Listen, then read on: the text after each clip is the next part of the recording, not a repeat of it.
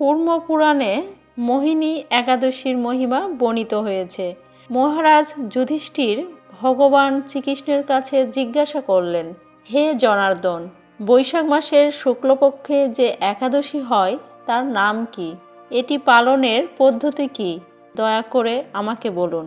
পরমেশ্বর ভগবান শ্রীকৃষ্ণ উত্তর দিলেন, হে ধন্য ধর্মপুত্র, বশিষ্ঠ মুনি একবার সীতাপতি রামচন্দ্রকে বলেছিলেন, তা আমি এখন তোমাকে বর্ণনা করব। দয়া করে মনোযোগ দিয়ে শোনো। ভগবান রামচন্দ্র বশিষ্ঠ মুনিকে জিজ্ঞাসা করেছিলেন, হে মহারিষি, আমি সকল উপবাসের মধ্যে শ্রেষ্ঠ দিন সম্পর্কে শুনতে চাই, যে দিনটি সমস্ত পাপ ও দুঃখ ধ্বংস করে। আমি আমার প্রিয় সীতার বিচ্ছেদে দীর্ঘদিন কষ্ট পেয়েছি এবং আমি আপনার কাছ থেকে শিখতে চাই কিভাবে আমার দুঃখের অবসান হতে পারে।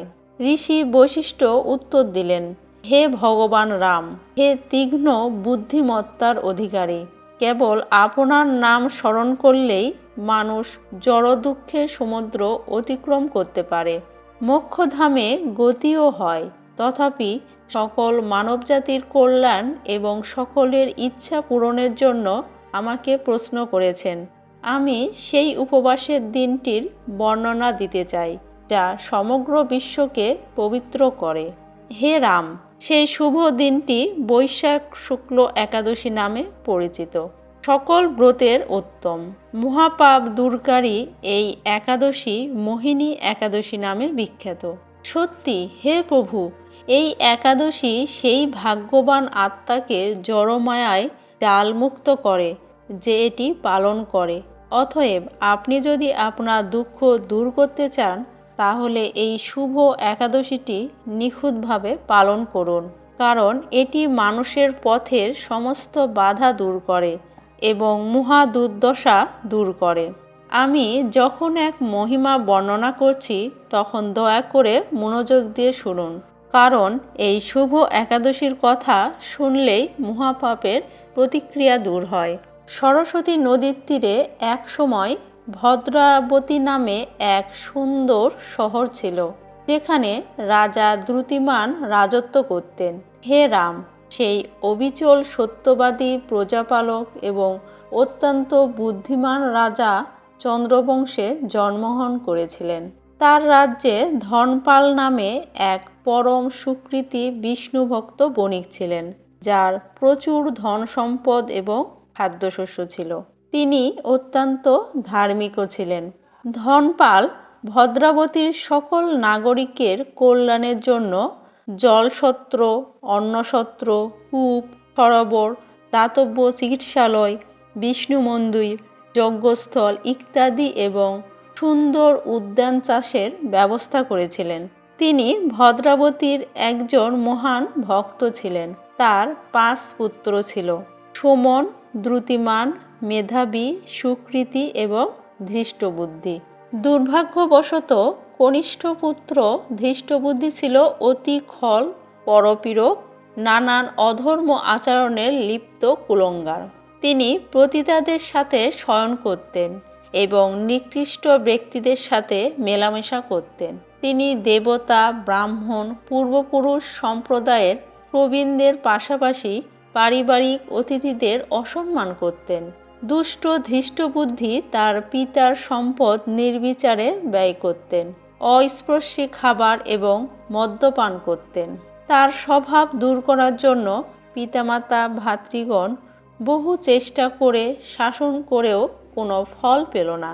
একদিন ধনপাল তাকে এক পরিচিত ব্যক্তির সাথে হাত ধরাধরি করে রাস্তায় হাঁটতে দেখে তাকে বাড়ি থেকে বের করে দেন।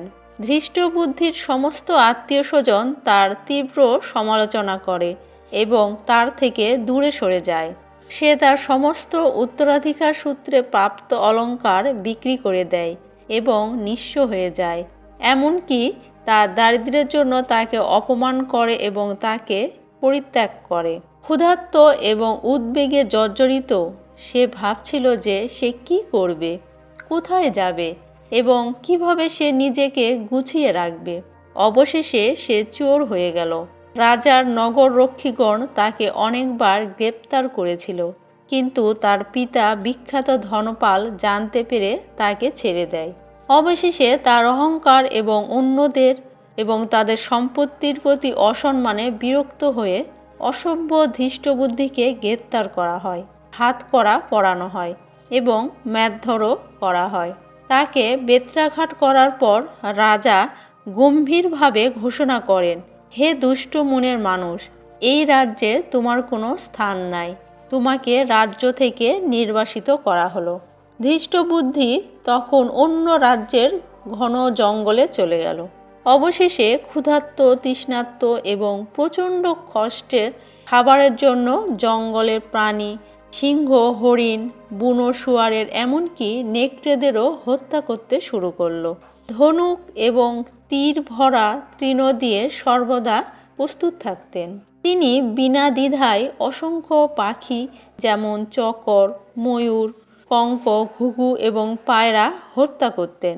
দিনের পর দিন তিনি পাপের সমুদ্রে ডুবে যেতে লাগলেন।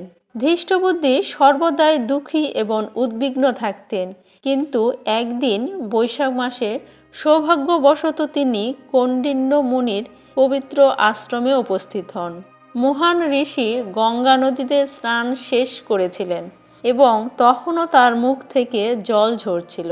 সৌভাগ্যবশত ধৃষ্টবুদ্ধি ভক্তিভরে সেই ঋষির চরণে প্রণাম জানালেন, আর আর্দ্র বস্ত্রের এক বিন্দু জল ধৃষ্টবুদ্ধির গায়ে পড়ল। ধৃষ্টবুদ্ধি তৎক্ষণাৎভাবে তার অজ্ঞতা থেকে মুক্তি পান এবং তার পাপ পুণ্য প্রতিক্রিয়া প্রশমিত হয়।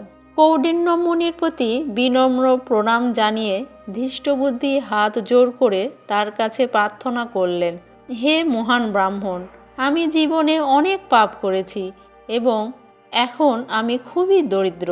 দয়া করে আমাকে এমন প্রায়শ্চিত্ত দিন যা আমি কোনো অসুবিধা ছাড়াই পালন করতে পারি। বড় দুঃখে কাতর মহামুনি শরণাগতকে উত্তর দিলেন, হে পুত্র, মনোযোগ দিয়ে শুনুন, কারণ আমার কথা শুনলে আপনি আপনার সমস্ত পাপ থেকে মুক্ত হবেন এবং আপনার জীবন বদলে যাবে।